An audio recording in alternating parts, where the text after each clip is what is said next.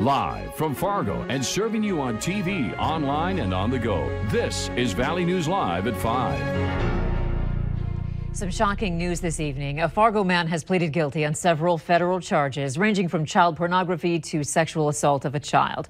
Court documents show that several agencies, including the Fargo Police Department, were involved in an investigation surrounding this man, Dustin Cooley, on the sexual assault of a 1.5-year-old child. But the documents show that Cooley wasn't the only one under investigation in this case. Valley News Team's crime and safety reporter Bailey Hurley has details on the other person involved. Bailey, what did you find out? Andrea, after digging into this deeper, investigators learned that Cooley had previously communicated and met up with another man by the name of Brian Hogel. Hogel is a predatory offender from Las Vegas. Court documents say back in May of 2017, the two met at a Moorhead hotel where they sexually assaulted the 1.5-year-old. Court records explained that the app Kick Messenger was found on Cooley's phone. Investigators say the Messenger app had several images and videos of Cooley and the victim. In total, investigators recovered more than 2,400 messages between Cooley and Hogel, where they made plans to meet for the sole purpose of sexually assaulting the child. Andrea. Okay, thanks for that live report, Bailey. Cooley alone is charged with possession and distribution of child pornography, but together, Cooley and Hogel are charged with conspiracy to transport a minor and coercion of a minor. They both could be sentenced to life in prison. The no travel advisory has been lifted for most parts of North Dakota. However, officials are still warning people to be cautious driving in certain areas where there may be icy conditions. Authorities have confirmed several injury and fatal crashes over the past few days around the valley. State and local leaders are encouraging motorists to reduce speeds and drive according to the conditions. Much more calm today. And hey, we saw a little sunshine too. Robert, turning colder tonight. Yeah, colder tonight, and some of us are seeing a little bit of sunshine in our far western counties. That sun has warmed Devil's Lake into the upper 30s, 37 degrees right there, 39 down in Aberdeen, but still 31 here in Fargo, 29 Grand Forks, 28 in Bemidji and in Wadena. Much less wind today, but even with 5 to 15 mile-per-hour winds, enough to create some wind chills into the teens and 20s. 19 right now, your wind chill in Baudette and Wadena, 22 here in Fargo, 25 in the Jamestown area. Cloud cover decreasing from west to east. And we'll continue to see decreasing cloudiness overnight tonight. Any of the snow has pushed well off towards the east and northeast. Here in Fargo, we'll continue to see some cloudy skies as we head through this evening, and temperatures slowly falling into the upper 20s by 8, and a cold one across much of the region. But we do have warmer weather on that 7-day forecast, and we'll detail that coming up in just a few minutes. All right. Thank you, Robert. Crews have started cleaning and assessing the damage from Wednesday's heavy winds and rain in Duluth, Minnesota. Drone video shows how extensive it is. They're cleaning up in the areas of Canal Park, Lake Walk, and Brighton Beach. Spots along the north and south shores are also damaged. Some of the sidewalks behind the city's convention center washed out after big waves pushed water up on the road for much of the day. City leaders are asking the public to allow crews the space they need to work efficiently and reopen the public areas. One person is dead after a fatal crash in East Grand Forks. It happened around 2 this morning on River Road near Kennedy Bridge. Police say the driver was traveling south on River Road when he drove into the center beam.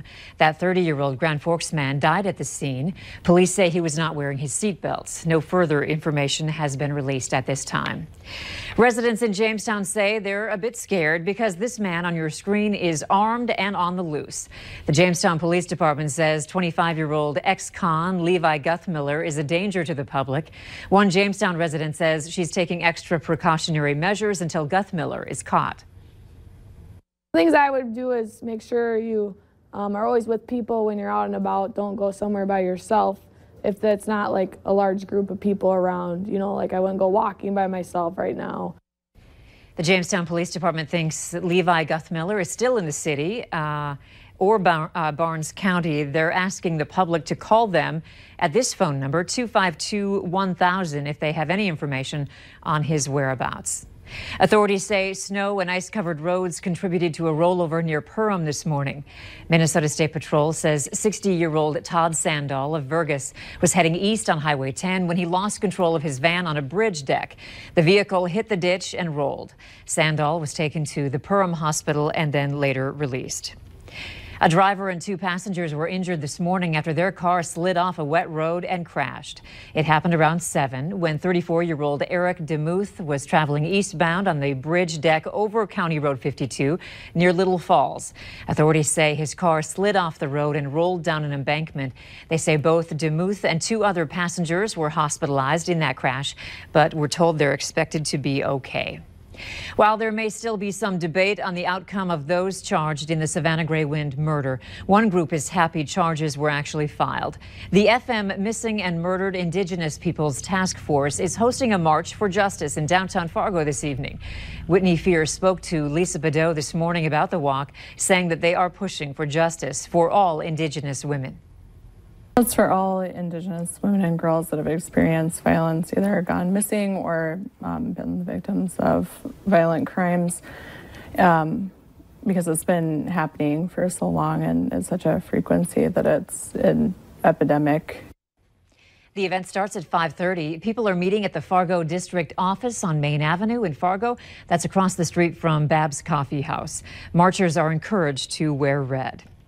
Today marks the 27th annual United Way Day of Caring event. Minnesota State University Moorhead partnered up with United Way of Cass Clay and provided 30 volunteers in this community-wide event.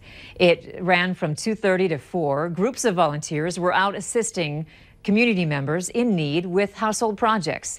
Typical projects include indoor cleaning, yard work, washing windows, cleaning gutters, and small painting jobs.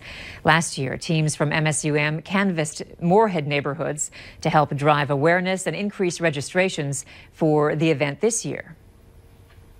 To help people who are retired or who might be having health problems, it is just so enjoyable, and it just warms my heart. I told Gal on the phone, you just don't know how much I appreciate this. You know, when you're like I said, when I'm just not able to do it anymore, it's just wonderful they have this program. Those canvassing efforts helped increase registrations for help on the Day of Caring by 45% compared to the previous year. Earlier today, there was a report that dispatch lines were down in the metro. Red River Dispatch confirmed with us there was a mix-up. The city of Fargo did have some issues with a telephone provider where some callers were calling on some non-emergency lines and could not be heard. Dispatchers told those specific callers to call 911. Other calls came through on the non-emergency lines and were processed as normal. That problem was resolved by the telephone provider. Red River Dispatch says 911 was never impacted. Although some people are dreading getting more snow, Frostfire Park in Walhalla, North Dakota is taking advantage of it. The park got new chairlifts today after the old ones were deemed unsafe last year. The lifts were installed by helicopters, costing over $1.3 million. The park says the lifts will be installed in mid-November, and they hope to open the park by Thanksgiving. To stay updated, go to valleynewslive.com and click on this link. Xcel Energy is reminding Minnesota residents that help is available for those who need assistance paying their heating bill this winter. The state's cold weather rule goes into effect Monday, meaning that low-income residents are protected from having their heat disconnected until spring. However, the rule does not mean that electricity or natural gas cannot be turned off, only that companies must offer a plan for people to get services. Xcel Energy says those who are eligible wouldn't have to pay more than 10% of their household income on heating. For more information on the assistance program, go to valleynewslive.com and click on this story for a link to Xcel Energy. The U.S. Postal Service wants to raise the price of its first-class Forever stamp by 5 cents, up to 55 cents, to help decrease its mounting red ink. If approved by regulators, the 10% increase to the cost of mailing a 1-ounce letter would be the biggest since 1991. The price of each additional ounce would go down from 21 cents to 15 cents. The proposed increase would take effect in January.